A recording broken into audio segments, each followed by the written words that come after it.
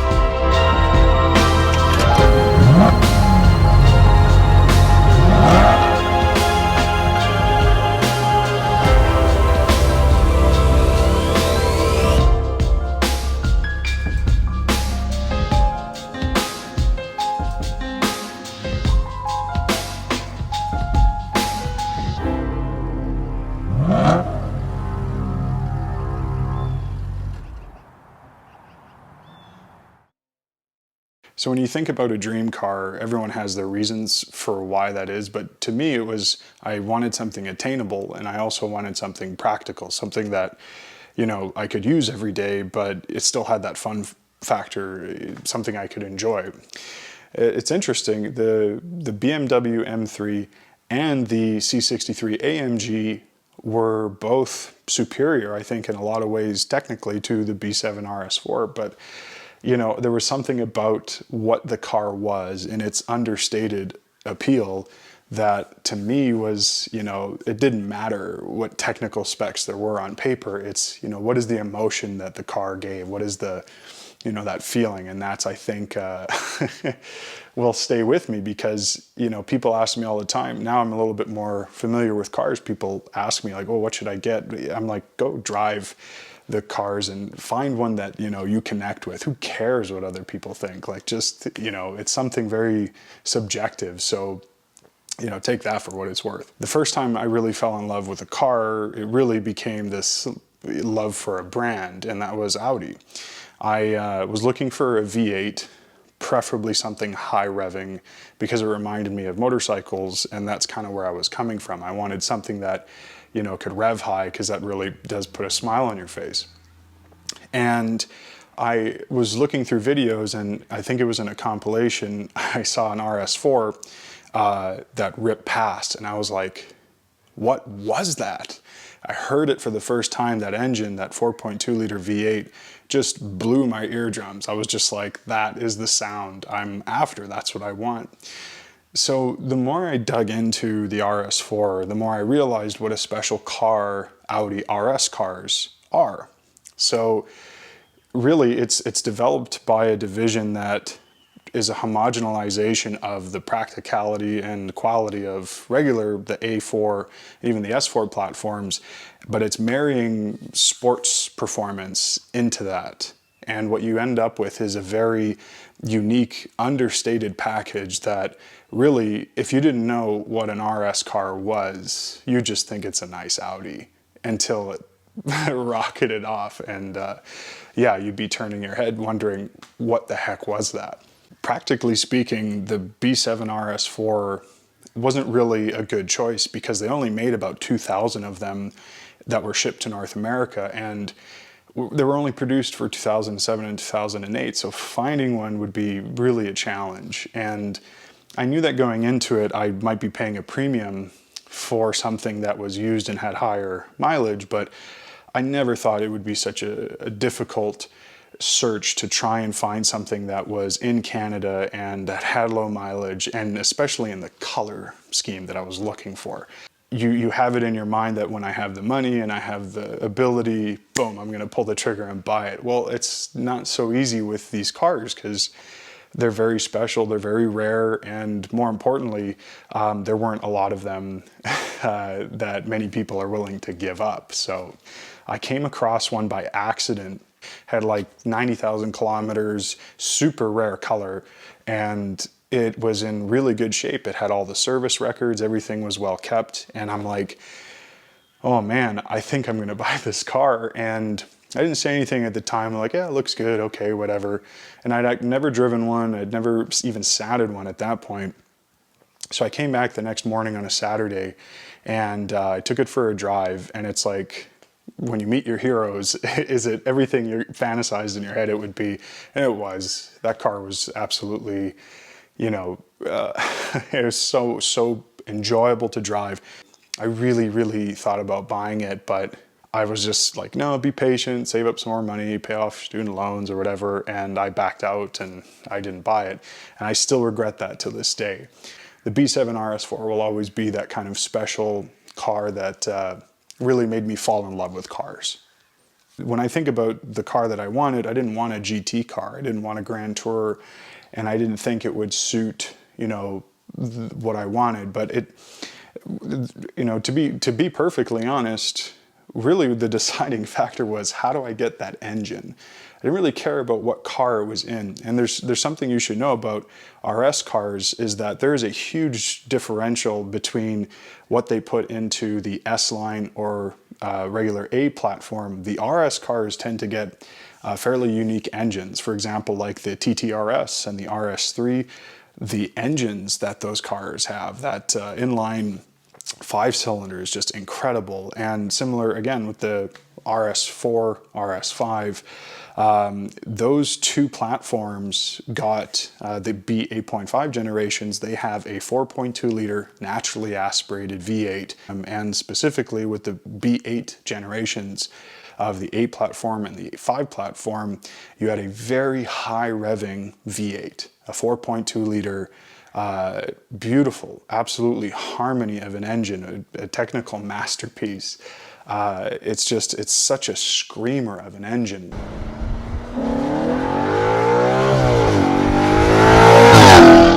That's what I really wanted. I didn't care. It got to the point where I was having such a hard time finding a B7 RS4. I said, you know what?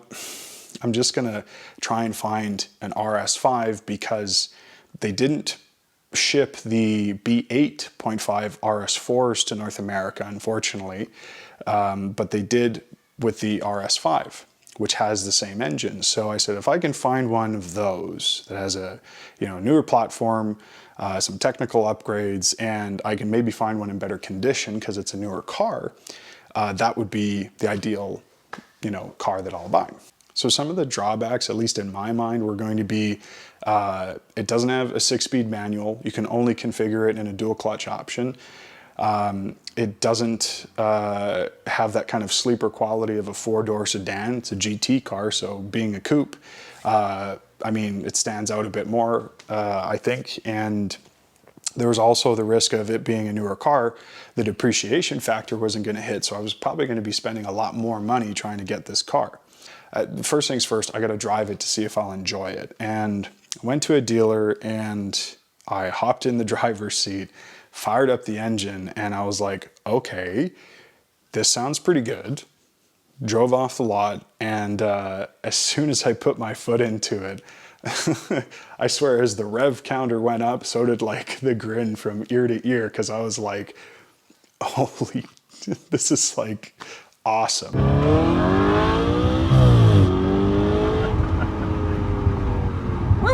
Here I am behind the driver's seat. I can't stop smiling. The downshifts, and you know, I thought I wouldn't like the dual clutch, but they really made an effort to make it sing. And every time you upshift or downshift, those burbles, the downshift's a bit better, so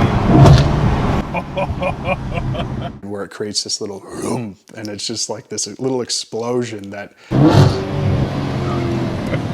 oh man, that had me hooked. Yeah, I couldn't believe how fast it was, how easy it was to drive.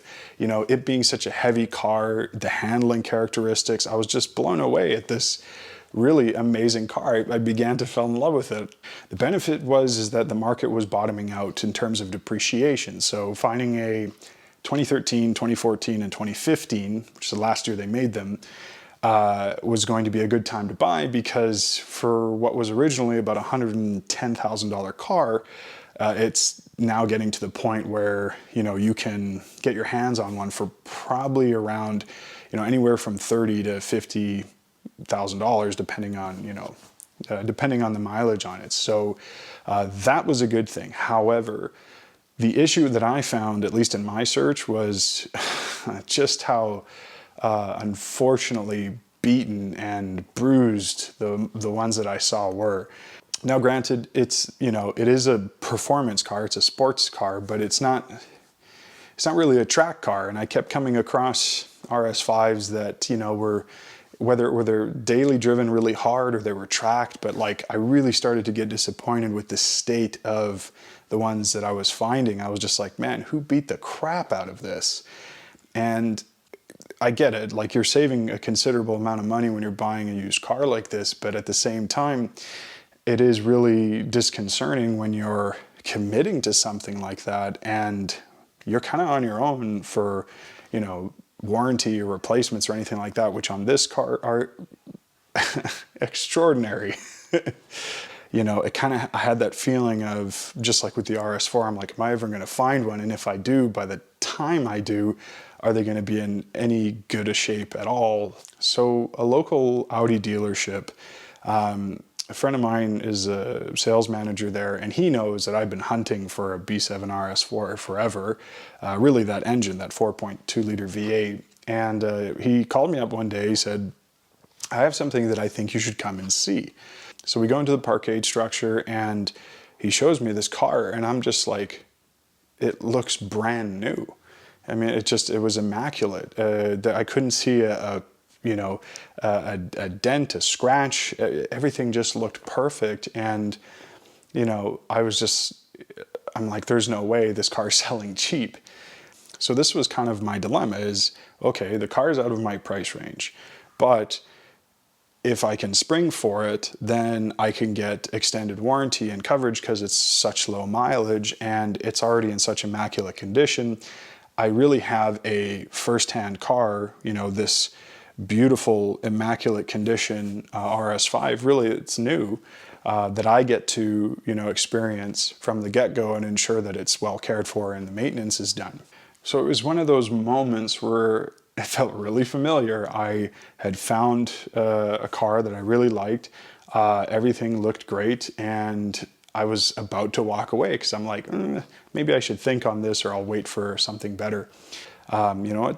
I'm going to do this because I knew that if I didn't pull the trigger, I would 100% regret it, just like the B7 RS4 that I drove a few years back. So, okay, so first things first, the engine is by far the highlight and best thing about this car.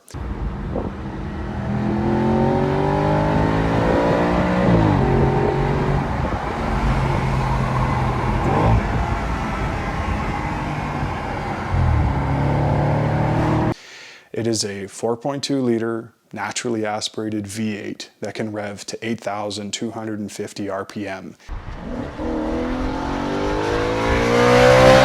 Which, if you don't understand the engineering behind that, that is a masterpiece of an engine, especially being a cross-plane crank. So it's really, I think for so many reasons, this one in particular will keep this car heralded as one of the greatest Audi RS cars, probably the last one to have character and kind of the lack of, you know, regulations and things keeping it down. This was really a great driver's car for the road. It is a wonderful engine.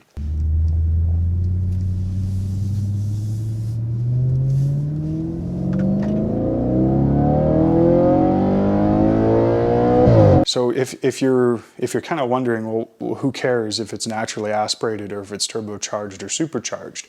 Well, to put it in perspective, when you're city driving and you're just going in straight lines or whatever, it doesn't really matter with a turbocharged engine the way the power hits, because typically the way the power comes on is you put your foot into it and there's a little bit of tiny lag and then woof, you get this surge of power, which in its own right can be fun.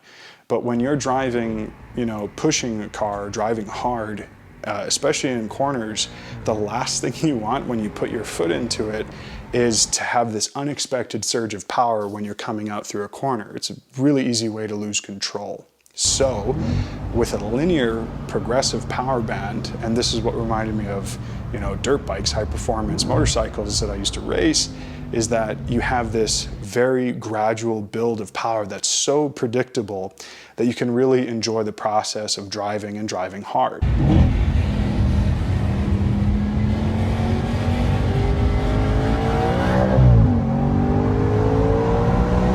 Another thing that perhaps people take for granted or they just don't understand, but to me it was always very special, was Quattro. So this all-wheel drive system that Audi developed really for rally racing is a technical achievement and an engineering breakthrough in how it can send power to any given wheel instantaneously with the permanent all-wheel drive system, Quattro.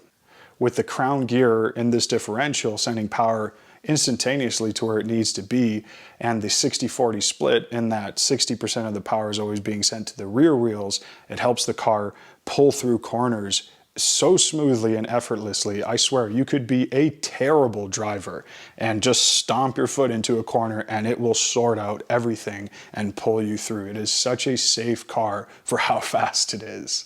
So Audi's S-Tronic or dual clutch system, it's 7-speed, and man is it lightning fast.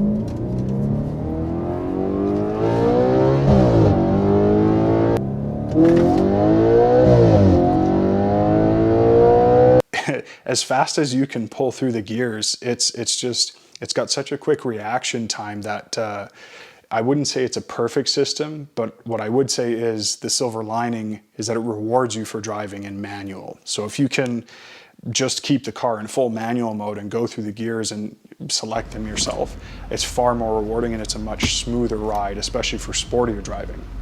The other thing that I think helps compensate for the fact that it's a more reduced or less involved experience than a 6-speed manual is the burbles and the ignition in the exhaust chamber with the fuel. So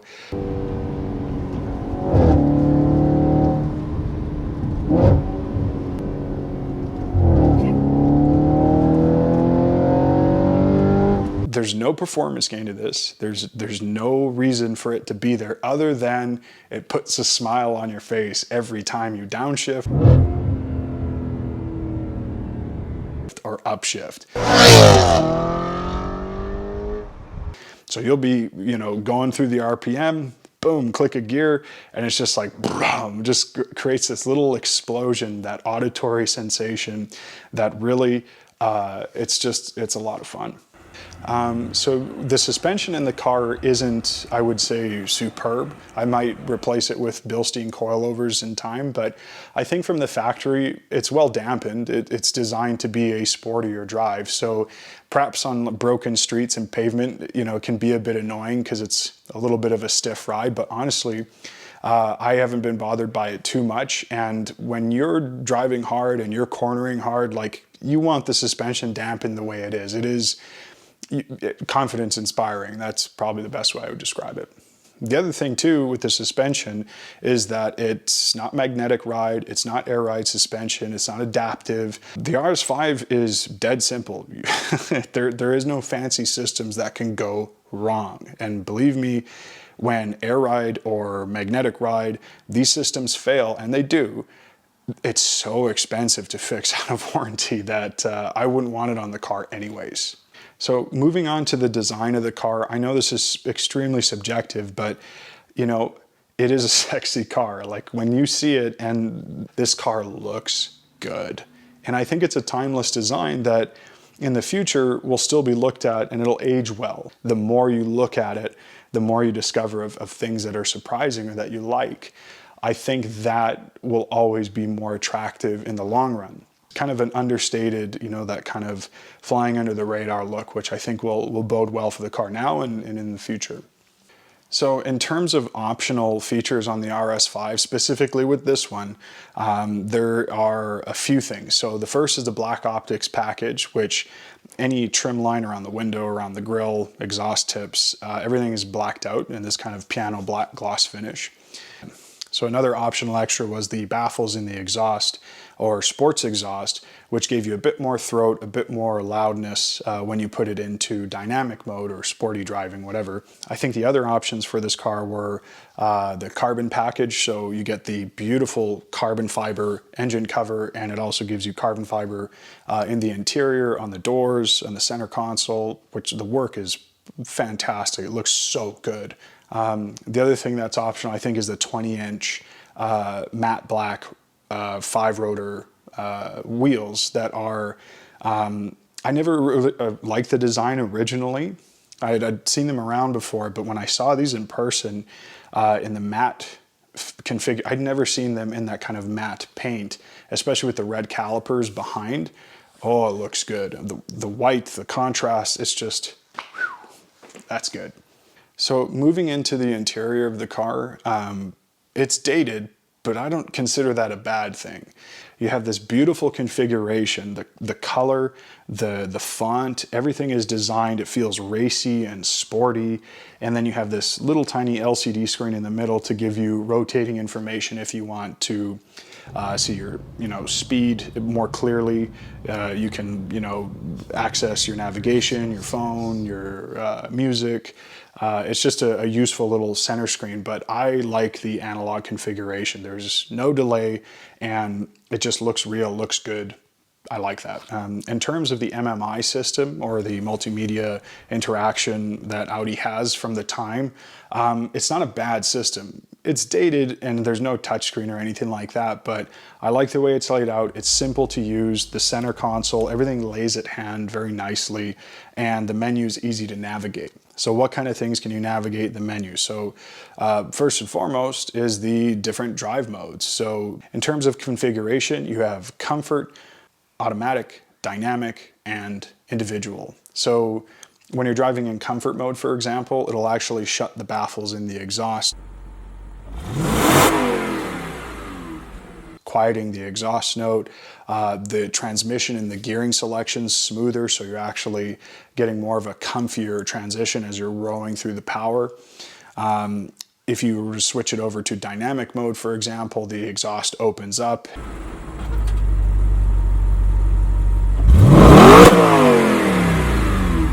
And you get these more aggressive shifts, more aggressive downshifts and upshifts. Individual lets you configure how you want those modes, and that's typically how I drive. Is I'll keep the exhaust open and I'll configure the transmission, engine, all the mappings is just kind of set how I like to drive on a regular basis. The sound system in this car is a Bang & Olufsen, which is it's so good. The one thing that, if you have this car, if you're thinking about it, the first time I actually heard the sound system, I was like, this sounds like crap. But I configured it and I changed the localized listening position. Now in newer cars, this is done automated, but you select the region where you want the sound to be pronounced. But what I found is it's actually triggering the different speakers throughout the entire cabin of the car. So I just put it behind my right ear, and that triggers more of a bassy tone out of the subs in the back, and then all the tweeters around it. It's like being in a concert hall. It sounds phenomenally good. Another nice thing about the interior is that the cabin space is actually really quiet. So even if you want to drive with no music, it's very isolated. The interior, there's a lot of insulation, and you feel like you can have even a light conversation with someone doing, 110, 120. You just, as you're cruising along, there's hardly any road noise until you open the window. Another thing that I thought was cool, again, it's dated, but it can play CDs or DVDs, but you can also have an SD card to store all your music. I put my entire music library on an SD card, popped it in. I never hook up with Bluetooth or listen to the radio or any of that. I don't think anyone does interiors better than Audi, and it shows. Their interiors still hold up. A lot of innovations and ideas that they think of and integrate into the cars, you can see it translated over the years that follow in other car manufacturers. It's a GT car, so you have, for the front two passengers, leg room and headroom for days, but for the people in the back, not so much. This is not a passenger cruiser. This is not something for chaperoning people around. It's like the driver and the passenger. That's it. It's not a terribly impractical car either. You have lots of storage space. There's little cubbies, and you know, there's room in the doors for water bottles. You have little storage compartments, the armrest, glove box, that sort of thing. The trunk space is fantastic. This is what makes this car easy to daily drive, is that you have tons of room. I mean, you could fit 4 golf bags with the seats folded down. They're a 60-40 split for the rear seats. I think it's far more usable than I thought it would be. And it's just, again, you come into these little encounters of design choices and how they configured things. And it's just, man, Audi does a good job. So I considered several cars over the past few years as I've been saving and trying, and believe it or not, the first car that I had and still drove up until this RS5 was a 2010 Honda Fit. And honestly, that car built character and patience, and all things considered, as lame as a car that it is, it served its purpose. So, you know, hunting for a V8 within this price point, you know, I looked at the C63 AMG, I looked at the E92 M3, I looked at the Jaguar F-Type, I looked at the Lexus ISF, I looked even at 5-liter Mustangs. Ultimately, nothing was quite like the RS5. It was a V8 that was high-revving. It was incredibly unique. And it, like, if you don't know the heritage behind the 4.2 liter V8 and its development cycle with Audi, there's some great videos online. I'll post a link in the description. But this engine, at least the 4.2 liter configuration, is what saved the company with the all the way back to the Audi S8.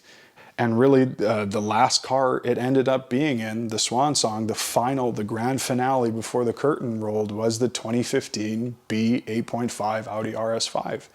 It really is almost like a, you know, a farewell and love letter to that engine. And they did so in such a beautiful way that I think this car will forever be special, because it was the pinnacle of the technology in so many respects. And it was the last of its kind, really, that was able to be produced before emissions and regulations really put a chokehold on what these engines could do and how free they could be to produce power. There's so many qualities to the RS5 that make it such a special driver's car. I think that, you know, it gets more attention than I thought it would. Here I'm looking at it as this sleeper, but people pull up to the stoplights, they'll yell out their window, "Great car, that's an amazing car." Or even at a gas station, people will walk up and be like, "That's a really cool car." I think there is something about the RS cars in general that they stand out in a way that there is yet to come a point where I don't get in, start it, and drive, and I just can't help but smile. It's an amazing car. The other thing, if you can get it, 100% Audi Platinum Care. So it's basically, if the car is new enough and you're buying it used, if it qualifies, you can get extended warranty. So right now with this car, because I got it with 28,000 kilometers, I was able to have the warranty extended for 4 years. Another thing too, if you're thinking about like, you know, running costs and consumables like tires, oh, they're expensive. Brace yourself for that one. Tires and brakes, when they come and they're due, like, you know, right now I think the stock tires running a Pirelli's on a 275 30 20, so 20-inch rim, 275 wide. Like, these tires, you're looking at like 500 a piece. And there is, you know, clubs and memberships you can get, like Audi Club Canada, that gets you discounts for different, you know, tire manufacturers and aftermarket components. So you might want to check that out. People say this is a downside to the car, and I mean, I might be inclined to agree with them. There's not a lot of modifications or performance tuning you can do to these engines or these cars. One thing, probably the only mod that I'll do is do a resonator delete. You know, when you buy a performance V8, you want to hear it. And the stock exhaust from factory is fairly quiet. And you'll hear it even with the valves open. and closed, it's really quite quiet. And I was looking online as to what kind of options there are for the RS5, and I think what's really cool is that most people were just doing resonator deletes. Now, you could buy a full system for $4,000 and, you know, do catbacks even for a few thousand, but with a resonator delete, the system's only like 400 bucks and the sound is absolutely incredible. And in my opinion, it's perfect because it leaves the mufflers intact, so you still get the active baffles in the exhaust to quiet the system to go sleeper mode. But with the center resonator deletes, there's no drone, there's no hum. It's actually just a really nice V8 rumble at low RPM. And when you step on it... How's the engine? Warm? Oh yeah, you can give it a good rev.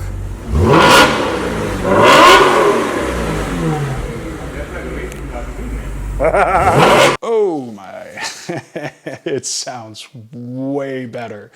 And it's just like it sounds like a full race engine. If you have an RS5 and haven't done a resonator delete, it's just stock exhaust, do it. It's gonna blow your mind.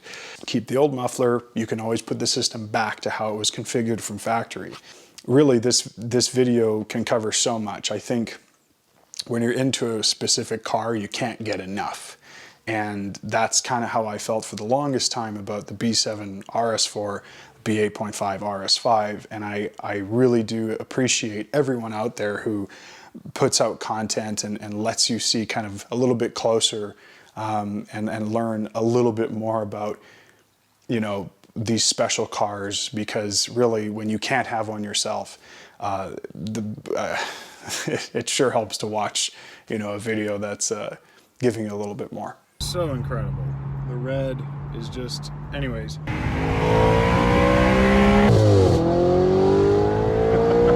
So if you thought this video was helpful, please like and subscribe, show your support, and thank you for watching. Gimbal couldn't take it. It's the G-force. I'm filming, and when I'm bracing myself. Oh yeah, no. And I'm like, what?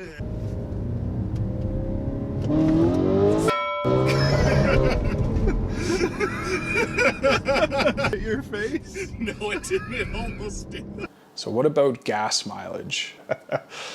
Really good. It's the furthest lot I can find. But like I said, it doesn't matter where I park. People always just like snuggle up right next to me. But that's okay. E63, any day.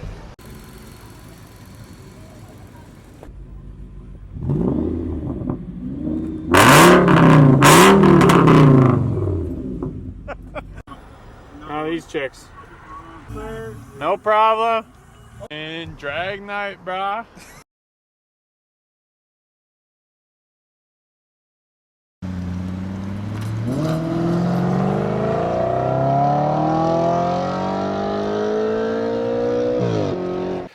I think there's a universal feeling that when you can't get your dream car, you can't get into the car you really want, as a car enthusiast, you obsess and you watch pretty much every video there is on YouTube to try and find more about it. And I know for me, the B7 RS4, I scoured every video I could and I watched anything I could, even if the quality was brutal. I would sit through it and watch it, because there's something special when you find the car that you're like, yes, this car is me. That's a pretty special feeling. And Okay.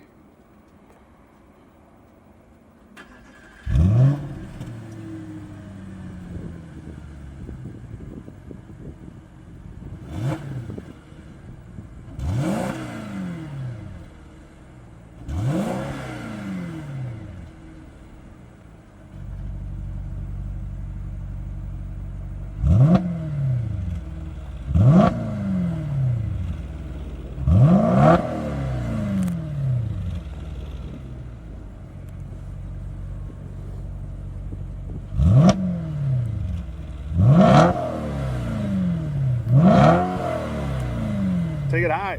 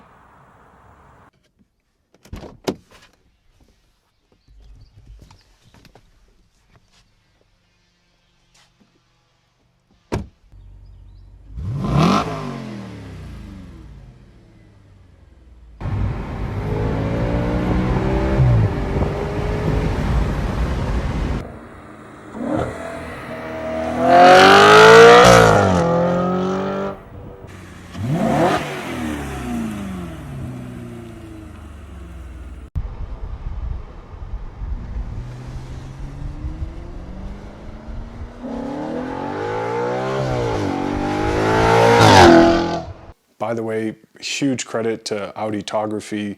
Man, you do such good work, and I always enjoy watching your cinematography and the cars. It's just, thank you. Shout out to you for this footage.